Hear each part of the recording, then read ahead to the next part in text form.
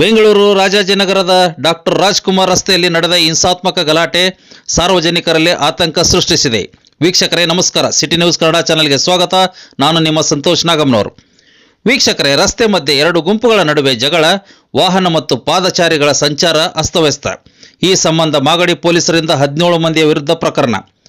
ರಾಜ್ಕುಮಾರ್ ರಸ್ತೆಯಲ್ಲಿರುವ colours mobile ಅಂಗಡಿಯ ಎದುರು ಈ ಘಟನೆ ನಡೆದಿದೆ. ರಾತ್ರಿ ಗಸ್ತಿನಲ್ಲಿ ಪೊಲೀಸರು ಸುಮಾರು 18ರಿಂದ 20 ಮಂದಿ ಎರಡು ಗುಂಪುಗಳಾಗಿ ವಿಭಜನೆಯಾಗಿ ಪರಸ್ಪರ ನಿಂದಿಸುತ್ತಾ ಹಲ್ಲೆಗೆ ಮುಂದಾಗಿರುವುದನ್ನು ಗಮನಿಸಿ ತಕ್ಷಣವೇ ಮಧ್ಯ ಪ್ರವೇಶಿಸಿದ ಪೊಲೀಸರು ಪರಿಸ್ಥಿತಿಯನ್ನು ನಿಯಂತ್ರಣಕ್ಕೆ ತಂದು ಜನರನ್ನು ಚದುರಿಸಿದ್ದಾರೆ.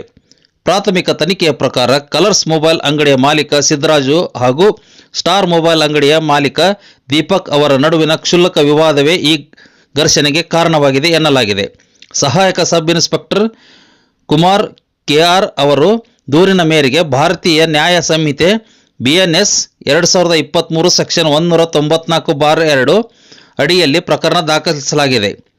ಈ ಪ್ರಕರಣದಲ್ಲಿ ದೀಪಕ್ ಚಂದ್ರಶೇಖರ್, ಅಭಿದರ್ಶನ್, ಗುರು, ಹರ್ಷ, ತನ್ನೀರ್, ಪಾಷಾ, ರವಿಕುಮಾರ್, ಸಿದ್ದರಾಜು, ಇಲಿಯಾಸ್, ಮುಬಾರಕ್, ಕುರೇಶಿ, ಮಧುಕರ್, ವಿನಯ್ ಕುಮಾರ್, ವಿಷ್ಣು, ಅನಂತರಾಜ್, ಇರ್ಫಾನ್, ಗಿರೀಶ್, ರಂಗಸ್ವಾಮಿ ಹಾಗೂ ನವೀನ್ ಕುಮಾರ್ ಸೇರಿದಂತೆ ಒಟ್ಟು 17 ಮಂದಿ ಆರೋಪಿಗಳಾಗಿ ಹೆಸರಿಸಲಾಗಿದೆ.